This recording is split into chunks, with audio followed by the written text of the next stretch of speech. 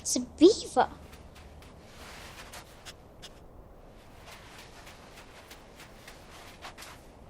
Here, boy.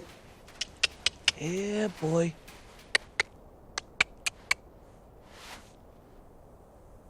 I ain't gonna smell it if that's what you want. Oh.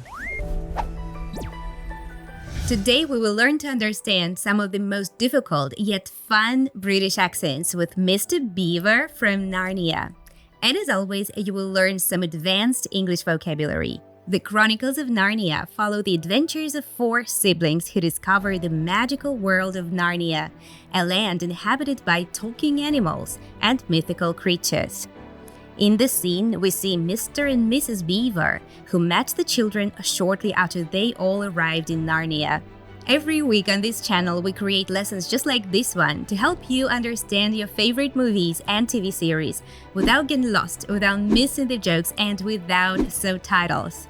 We would love to continue bringing even more quality content for you. So if you want to support us, please subscribe to this channel. It really helps us grow and reach even more English students out there.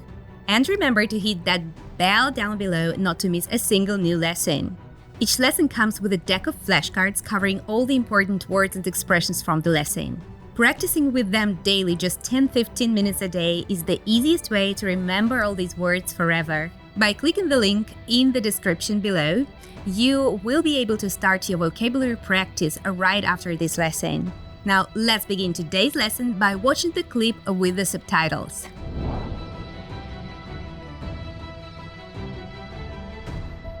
Isn't there anything we can do to help Tumnus? They'd have taken him to the witch's house. And you know what they say, there's few that go through them gates that come out again. Fish and chips. But there is hope, dear.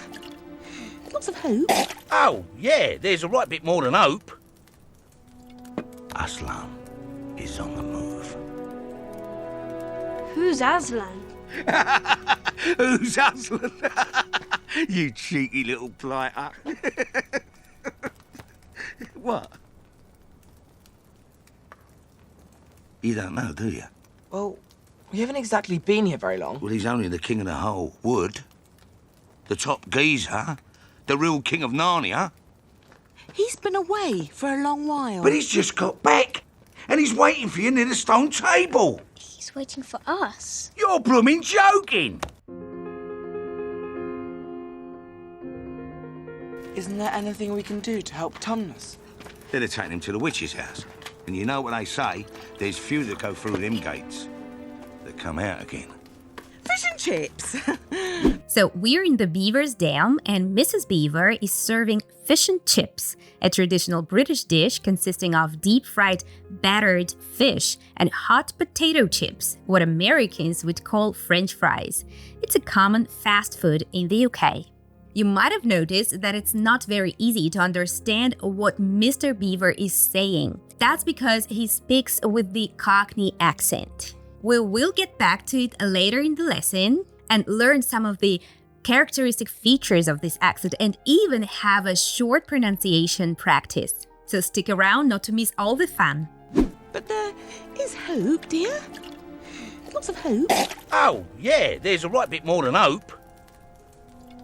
Aslan is on the move. Who's Aslan? Who's Aslan?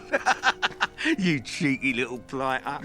Aslan is on the move means that Aslan is traveling back to Narnia to form the army and guide the Pevenses family in the war against the White Witch. So to be on the move is to be traveling or to be going somewhere. Okay, target is moving. Target is moving. Target is on the move. You would call a child a little blighter if they're a bit annoying, but in a playful manner. So sometimes this British slang word expresses a mixture of annoyance and affection, as in this case. Getting a little bit ahead of myself, I'm going to say that the word blighter loses the T sound as a characteristic feature of the Cockney accent. That's why you hear blighter, not blighter. If you're a cheeky child, you're not showing due respect or simply being mischievous and causing trouble in a playful way. Connect 4. Oh, you cheeky little blighter.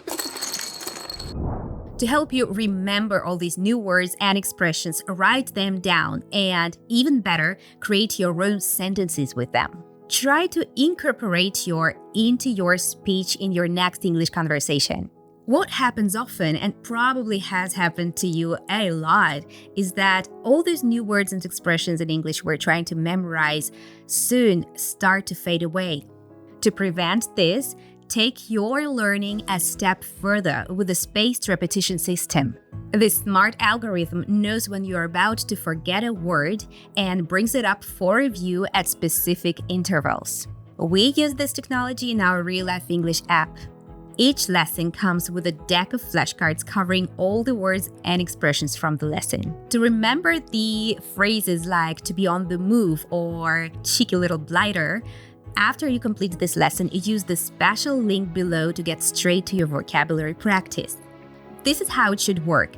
First, you watch the lesson on our channel, and then you have your vocabulary practice session inside the app. This is a surefire way to remember these words forever. And by the way, you can also rewatch the video inside the app. The top geezer? The real king of Narnia? He's been away for a long while. But he's just got back.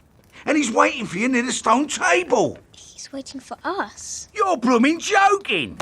Geezer is another British slang term which typically refers to a man or an old man. But in this context, it implies that Aslan is the most respected animal in Narnia. I once sailed with a geezer, lost both of his arms, part of his eye. What'd you call him? Larry. The use of blooming is characteristic of the Cockney accent, which we will talk about in more detail in a moment. So this word blooming is used as a substitute for more offensive word bloody. So instead of saying bloody joking, he says blooming joking. Now, before we finally get into the Cockney accent in our connected speech mini lesson, I want to break down some grammar from this clip. Check out this sentence again. Isn't there anything we can do to help Tumnus? They'd have taken him to the witch's house. The sentence "they'll have taken him to the witch's house" means that the guards of the witch has captured Tumnus and brought him to the witch's house. The phrase "they will have taken" is a way of predicting or assuming what has already happened or will have happened by a certain point in time. In this context, it's very likely that Tumnus has been already taken to the witch's house. As I mentioned earlier, it's quite a challenge to understand Mr. Beaver, and it's all because of his accent. Ray Winstone, the actor who voiced Mr. Beaver, comes from East London and speaks the Cockney accent. Here's a glimpse of how it sounds in real life. I've known Danny since we were kids. And I just went along and said, look, there's nothing you can tell me about him. I know him. And just to let him know that I'm playing the part, I'm playing him. So there are certain characteristics of the Cockney accent that we can hear in our today's clip. Let's look at them closer now. They'd have taken him to the witch's house. And you know what they say, there's few that go through them gates that come out again. So first, it's the drop of H sound at the beginning of the words. They'd have taken him to the witch's house. So here, the words have and him lose the H sound, and what we get is this. They will have is reduced to they'll have, and then with the drop of the H sound, what is left is they left. They left. Taken him is reduced to taken him. Taken him. Listen and repeat. They'd have taken him to the witch's house.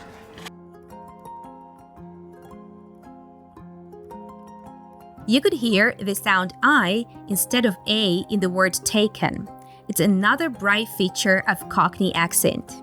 Listen to it again. They'd have taken him to the witch's house.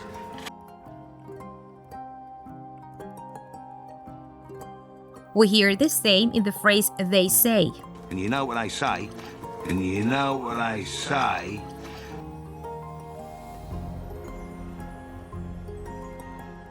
And the same happens in the word gates. There's few that go through them gates. There's few that go through them gates.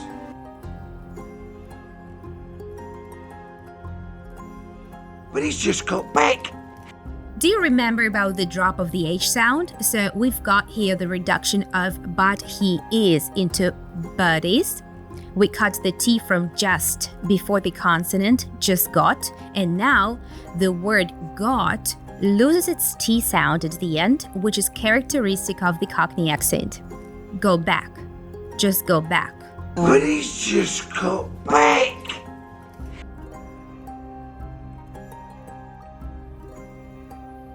And in this next sentence, we see the drop of the H sound and the AI sound shift. Check this out. And he's waiting for you near the stone table. And is reduced to N, and it merges into he is, which is reduced to just is. And is. Waiting. The A sound changes into I, and the NG sound at the end is reduced to the N sound. We also have the drop of the sound T in the middle, so it sounds like, and he's waiting for you, and he's waiting for you. And he's waiting for you.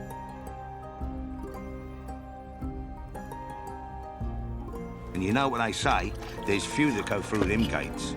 The use of them instead of those is an example of the simplification characteristic of Cockney accent.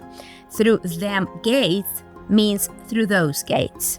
That is crazy, isn't it? And at the same time, it is so interesting.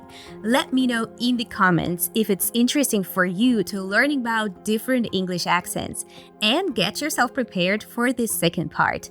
Let's watch it.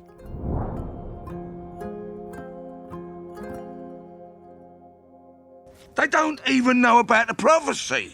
Well, then, Look, Aslan's return, Thomas' arrest, the secret police, it's all happening because of you. You're blaming us? no, not blaming, thanking you. There's a prophecy. When Adam's flesh and Adam's bone sits at Cair Paravel enthroned, the evil time will be over and done.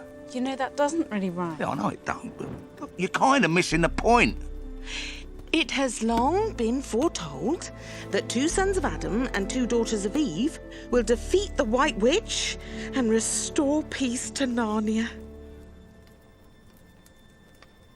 And you think we're the ones? Well, you better be, because Aslan's already fitted out your army. Our army? Mum sent us away so we wouldn't get caught up in a war. I think you've made a mistake. We're not heroes. We're from Finchley. Thank you for your hospitality. But we really have to go. You can't just leave. He's right. We have to help Mr. Thomas. It's out of our hands. I'm sorry, but it's time the 4 of us were getting home.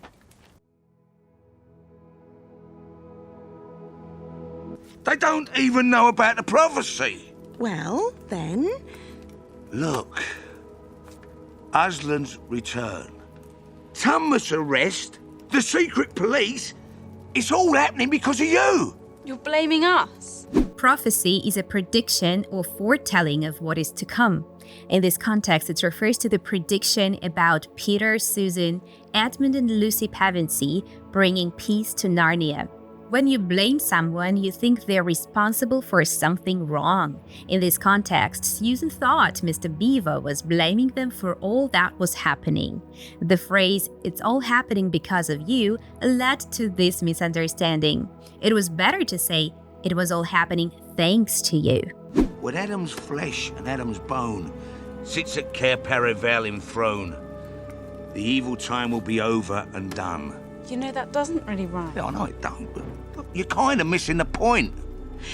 The expression 2 sons of Adam and 2 daughters of Eve, as well as the earlier expression Adam's flesh and Adam's bone, is a poetic way of saying a human. Mr. and Mrs. Beaver are using biblical imagery here to refer to human beings, in contrast to animals and magical creatures of Narnia. To miss the point is to fail to understand the main idea of what is being said. You're missing the point, Gigantor! They're shipping us out! As for the word foretell, in the modern English, we would probably use the word predict instead. However, foretell is pretty appropriate even now and can add sort of poetic or dramatic flavor to your speech or writing. In this scene, it is used to say that the arrival of the children had been predicted long ago and that they are meant to restore peace in Narnia. To restore peace means to bring back peace. And the word restore can also mean to bring back to the previous or the original state. I promise you, I will free this forest and restore Arendelle. And do you think we're the ones? Well, you better be, because Aslan's already fitted out your army. So we know that Aslan is fitting out the army, that is, equipping it with all the necessary. To fit out means to supply someone or something with all the equipment, clothes, and food. Mum sent us away so we wouldn't get caught up in a war. What Susan is trying to say here is that their mother sent them away from getting involved in the war. To get caught up in something means exactly that, to get involved in a difficult or undesirable situation. Thank you for your hospitality. But we really have to go. You can't just leave. If you're friendly and generous with your guests, you show hospitality. You are hospitable. Don't confuse it with the words hospital and hospitalized. Oh, yes, of course. I lost track of time. Thank you for your hospitality, Sir Philip. He's right. We have to help Mr. Tumnus. It's out of our hands. I'm sorry, but it's time the four of us were getting home. When someone says it's out of our hands, they mean that they can't do anything about the situation. Thank you. It's out of our hands now. And I can't leave you without another piece of grammar today. But it's time the four of us were getting home. The use of the past tense, we're getting, in the sentence, it's time the four of us were getting home, is an example of using the subjunctive mood to express a situation that is desired or hypothetical. This form is often used with expressions like it's time or it's high time to suggest that something should happen or should have already started happening. In these structures, even though the action is meant to take place in the present or immediate future, the past tense is used to add a sense of urgency or a polite tone. Congratulations if you stayed till the end. I hope you guys enjoyed this lesson and now get ready for a test. Isn't there anything we can do to help Tumnus? They'd have taken him to the witch's house. And you know what they say, there's few that go through them gates that come out again. Fish and chips. Show the British fast food dish called fish and chips.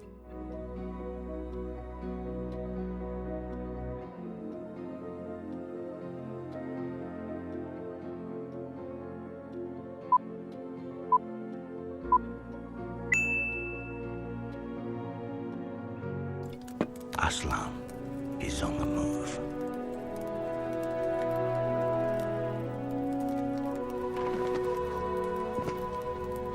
Who's Aslan? Who's Aslan? You cheeky little blighter. What? You don't know, do you? Well, we haven't exactly been here very long. Well, he's only the king of the whole wood. The top geezer. The real king of Narnia. What does the word geezer mean in British slang? The king of the animals, the wizard, the man.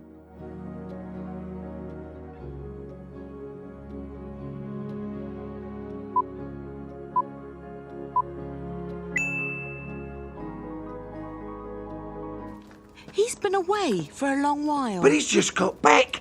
And he's waiting for you near the stone table. He's waiting for us. You're blooming joking. They don't even know about the prophecy. Well, then... Look. Aslan's return. Tumnus' arrest. The secret police. It's all happening because of you. You're blaming us? No, not blaming. Thanking you. Why does Mrs. Beaver say that they're not blaming the kids but thanking them?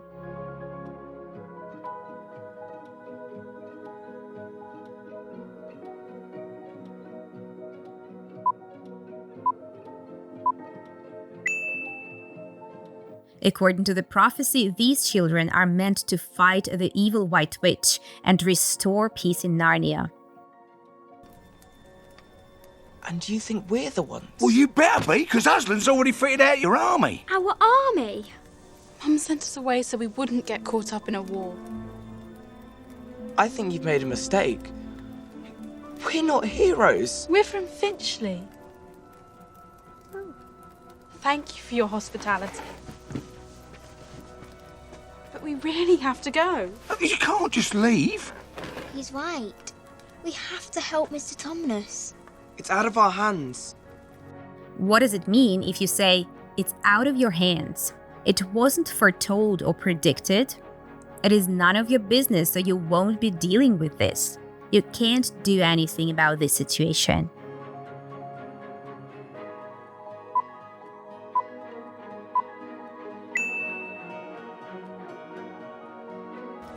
But we really have to go. You can't just leave. He's right. We have to help Mr. Tumnus. It's out of our hands.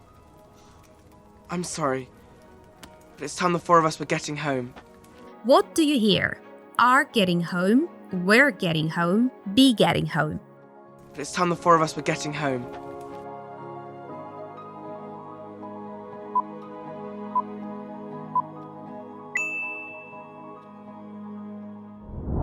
That's it for today. Thank you so much for learning with us, and remember to review all the expressions and words from today's lesson in the Real Life English app. Using your phone, click on the special link below to start your vocabulary practice. And if you enjoyed this lesson and want to study a little bit more today, let's meet in this lesson next. Come on! You've got to be joking.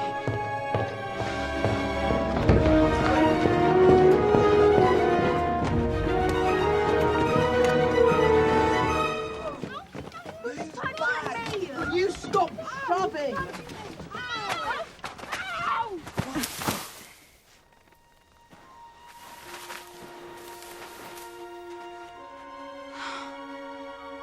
Impossible.